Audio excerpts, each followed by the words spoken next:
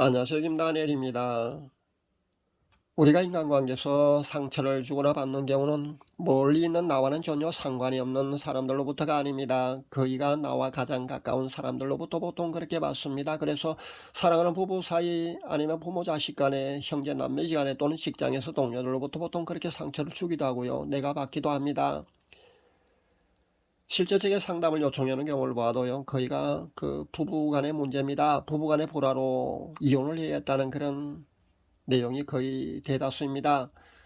상담 내용을 보면요, 결혼 생활이 정말 생지옥 같다는 표현을 써도 무시가리만큼 아주 처참한 가운데, 그런 고통 가운데 지내는 분들이 꽤 많이 있더군요. 제 나이도 이제는 이순을 훨씬 지났습니다. 그렇기 때문에 저도 삶의 질곡과 아픔과 웬만한 삶의 고통, 슬픔, 절망, 실패, 심지어 죽음 직전까지도 다 경험해 보았습니다. 그래서 이제는 그들의 힘든 삶의 무게를 저도 누구보다도 더 잘 이해할 수 있는 그런 나이가 되었습니다.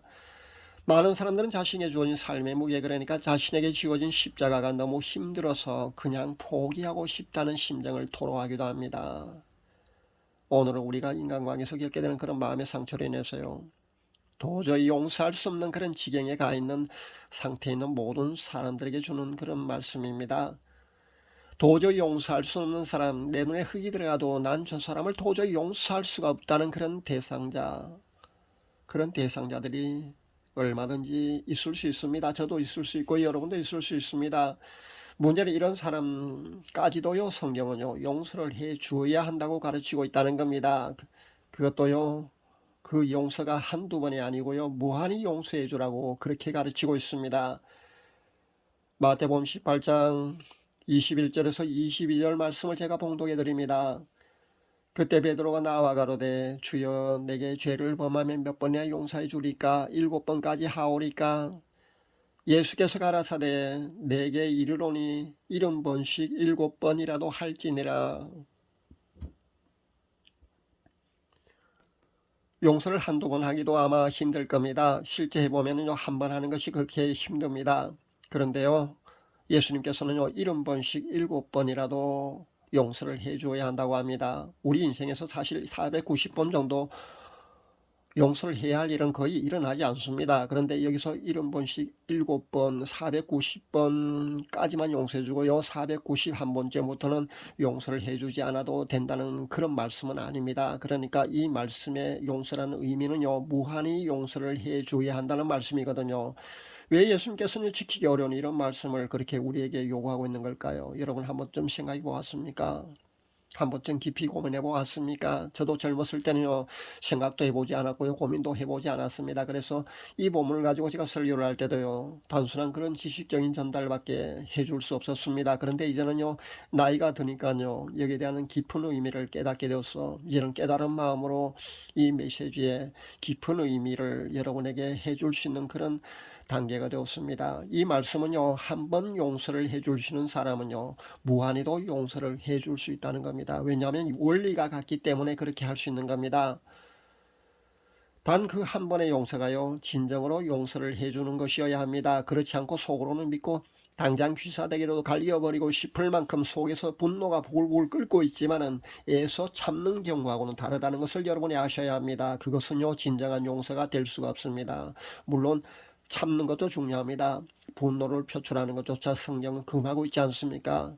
그러나 그것은 진정한 용서는 아닙니다. 그렇게 참기만 하는 것은요, 결국 한계가 있기 때문에 언젠가 폭발을 합니다. 그래서 폭발을 하게 되면요, 공든탑이 한순간에 무너져 버리지 않습니까?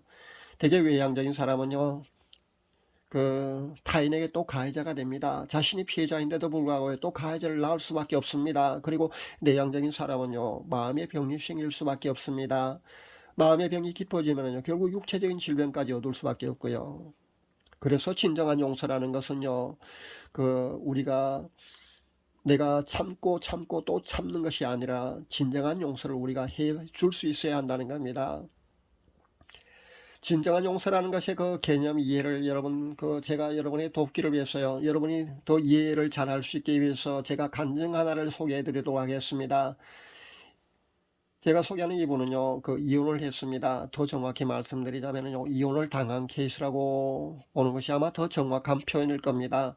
이혼하는 과정에서요, 전 배우자로부터 재산 문제로 정신적으로 하도 시달려서 그렇게 고통을 겪은 바람에 원수보다도 더한 사이로 그렇게 헤어지게 되었습니다. 그러니 오죽하겠습니까? 충격으로 자살도 여러 번 생각했고요. 물분에다가 건강도 악화되었습니다. 그래서 죽음 직전까지도 가는 그런 삶의 질곡, 삶의 고통이 그를 수년 동안이나 괴롭혔습니다. 심지어는요, 꿈속에까지 헤어진 배우자가 찾아와서 괴롭힐 정도로 힘든 삶을 살았습니다. 그것도 하루 이틀이 멀다 하고 그랬답니다. 잠을 자다가도 고함을 지르며 악몽을 꾸는 거 말입니다. 그러니 오죽했겠습니까? 얼마나 괴로웠겠습니까? 그래서 날마다 술을 마시면서 달래야만 했답니다.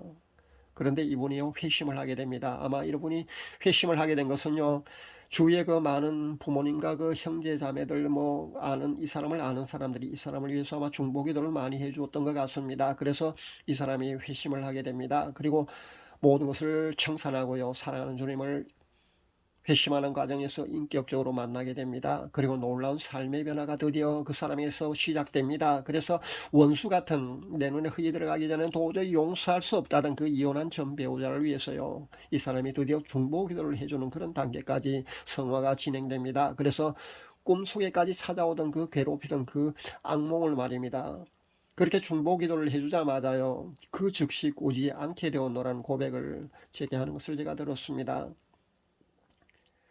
그리고 그 원수 같은 전 배우자를 위해서요, 얼마 전에는 축복기도, 그러니까 최종 축복기도를 해주었는데요, 놀랍게도 즉시 기도의 응답이 주어졌답니다. 그 기도의 응답은 이렇습니다.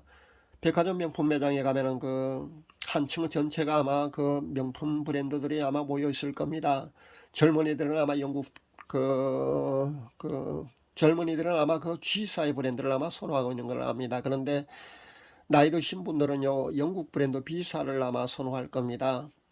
그래서 자신이 그 영국 브랜드 B사 가방 세 개를 들고 나와서요, 그 전 배우자한테 하나를 선택하라고 내밀더라는 겁니다. 그리고 그 전 배우자가 그 중에 하나를 선택하자 앞으로 부자가 되더라도 가난한 사람을 많이 돕는 거, 구제하는 사람이 되라고 조언을 해주고요, 앞으로 사치하는 삶을 살면 안 된다는 그런 조언까지 해주면서 그 선택한 가방을 건네는 것을 보았답니다. 그 명품 가방은 말입니다, 그 원래 황금색으로 휘황찬란한 빛이 나는 그런 가방이라고 설명을 하더군요. 그러니까 원래 명품 가방이 황금으로 만들 수가 없지 않습니까? 그런데 꼭 황금으로 만든 것처럼요, 그 휘황찬란, 그 황금빛 찬란한 그런 가방이더랍니다. 그 가방을 건네주는 것을 보았답니다. 이분이 그 자신 아직도 그 가난하게 살거든요. 그런데 가난하게 살면서도 자신의 그 가난을 벗어나게 해달라고, 물질 축복을 달라고 하나님께 기도한 게 아니고요, 전 배우자가 물질이 넉넉하게 해달라고 이렇게 재정 축복 기도를 해줬다는 겁니다. 자신은 괜찮으니까 자신의 원수처럼 여기던 그 전 배우자를 위해서요, 재정 축복 기도를 했더니만은 그 즉시 기도의 응답으로 이것이 주어졌다는 겁니다.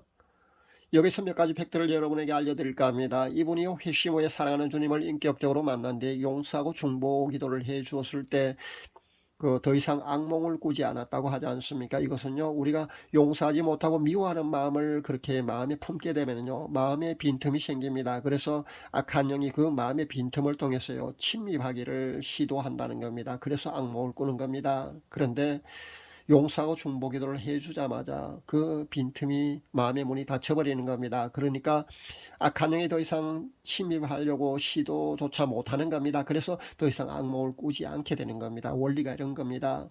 용서는요, 이래서 해줘야 하는 겁니다. 상대방을 위하는 것도 되지만은요, 결국 나 자신을 위해서라도 이렇게 해줘야 한다는 겁니다. 결국 상대방을 위한 것도 되고요, 나 자신을 위한 것도 되는 것이 바로 용서라는 겁니다.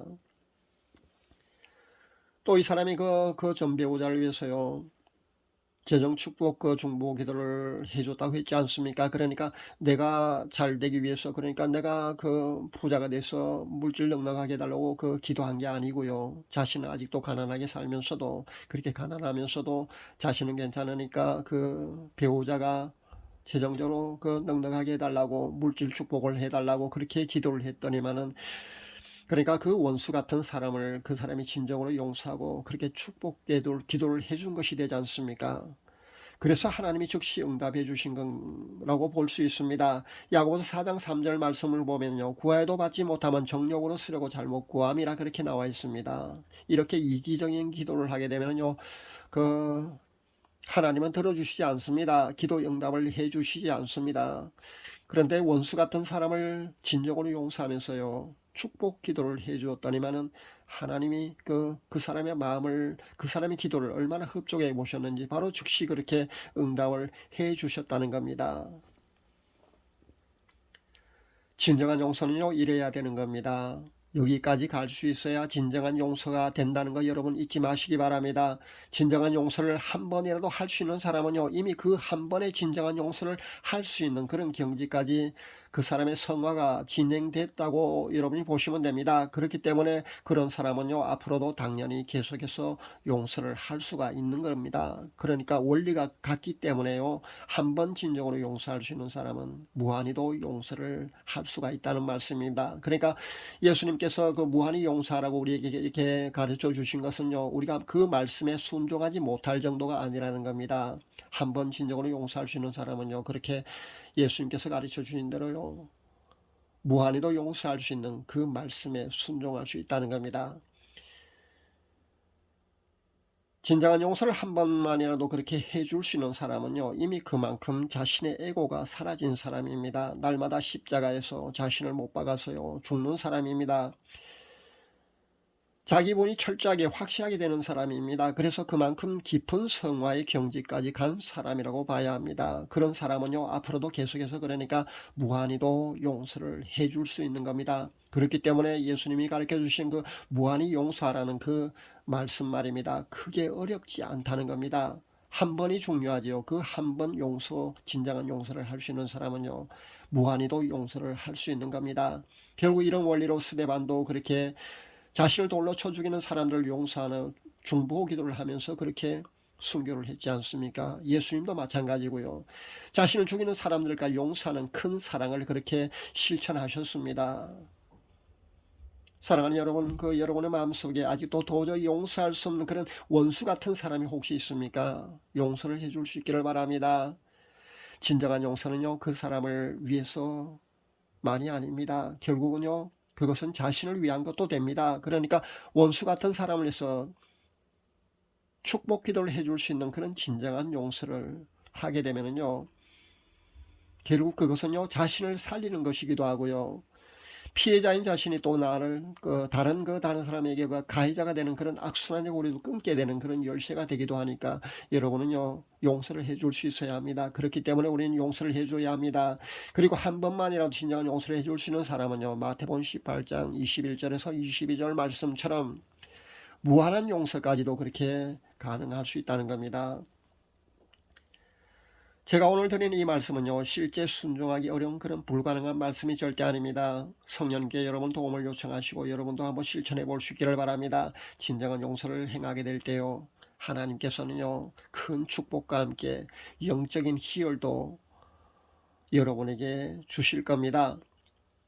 스데반 집사가 돌로 쳐 죽이는 그 살인자들 위해서요, 용서하는 중보 기도를 할 때 말입니다, 하늘 문이 열리고요, 예수님이 하나님 우편에 앉아 계시는 것도 보시고요, 얼굴에 영적인 희열이 가득 차서 그렇게 천사같이 빛나는 얼굴, 웃는 얼굴을 하면서 그렇게 순교를 했습니다.